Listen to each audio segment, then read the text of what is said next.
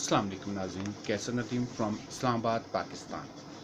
उम्मीद है आप सब लोग खैरियत से होंगे और आपके अहले खाना भी। चलिए अब बात करते हैं मज़ीद सूरत हाल पर और ताज़ा तरीन ख़बरों पर, और उसके बाद तबसरे भी, और जो कुछ पहले बता चुके हैं आपसे उनका भी जिक्र करेंगे।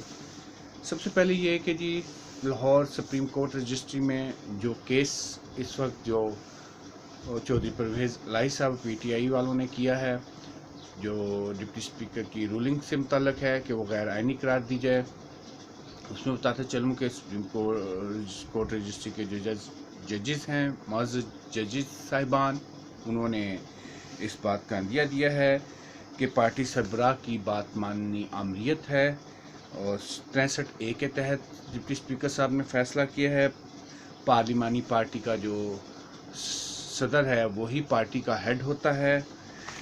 चलिए अब बात दूसरी तरफ आ गई है। ये सारा फैसला 63A के मुताबिक डिप्टी स्पीकर ने जो भी किया था, आर्टिकल का 63A के मुताबिक हुआ था। अब मौजूदा सियासी जो हालात हैं वो किस तरफ जा रहे हैं। सबसे पहले आ जाते हैं जी मरीम नवाज साहिबा। उनका एक ट्वीट आया, उनका बयानिया आया है।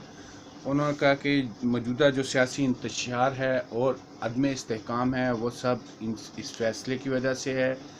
जो फैसला पहले 25 अरकान के मुनहरफ शुदा अरकान के जो डिसीट करने का था उसके बाद से स्टार्ट हुआ।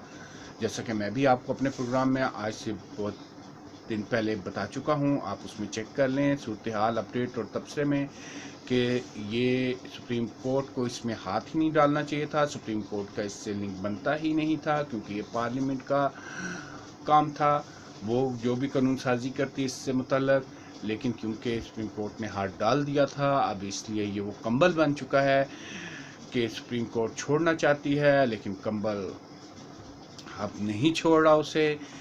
तो ये आपको अपडेट्स बता रहा था कि जो चल रही है। उसके बाद आगे आ जाएं ख्वाजा साहब, उसके बाद आ जाएं अता तारक साहब की बयानी आया है।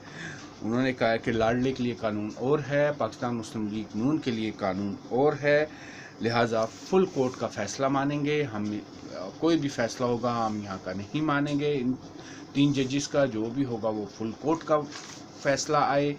और इसके बाद जो सा है आगे चलें तो ये भी कहा गया कि धकेल कर निकाला गया तो हम जो सा है वो इलेक्शन नहीं होने देंगे।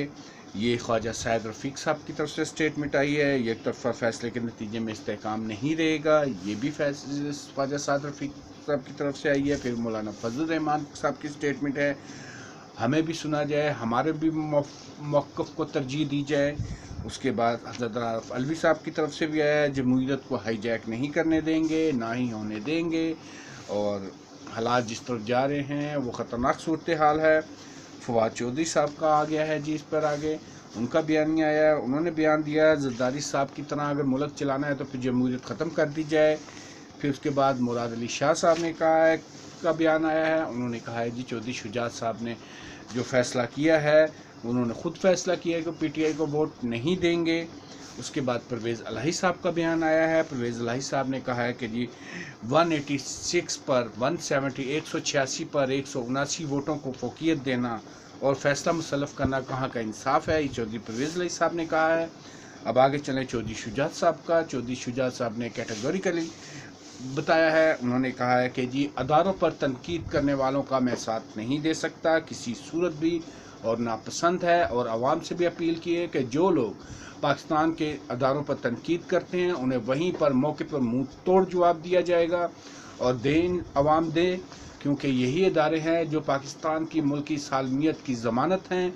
और इसी बुनियाद पर मैंने ये फैसला किया था कि चौधरी परवेज़ इलाही मेरे अभी भी उम्मीदवार हैं, लेकिन अगर चौधरी परवेज़ इलाही पाकिस्तान तहरीक इंसाफ की तरफ से उम्मीदवार होंगे तो मैं वोट नहीं दूंगा, ना ही मेरी पार्टी का कोई रुकन देगा।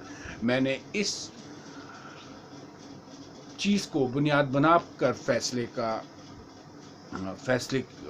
को امپوز کروایا ہے، فیصلے کو یعنی کہ صادر فرمایا ہے، اور اس چیز کو عوام کو بھی خیال رکھنا چاہیے کہ پاکستان کی جو سالمیت ہے وہ اداروں ہی سے منسلک ہے، اور 30 سال سے میرا ان اداروں کے ساتھ ساتھ ہے، لہٰذا میں نہیں چھوڑ سکتا، ادارے ہی میرے لیے سب کچھ ہیں اور پاکستان ہی سب کچھ ہے۔ یہ چودھری شجاعت صاحب کا جو سا ہے یہ بیان آیا ہے، اور یہ بڑا اچھا بیان ہے۔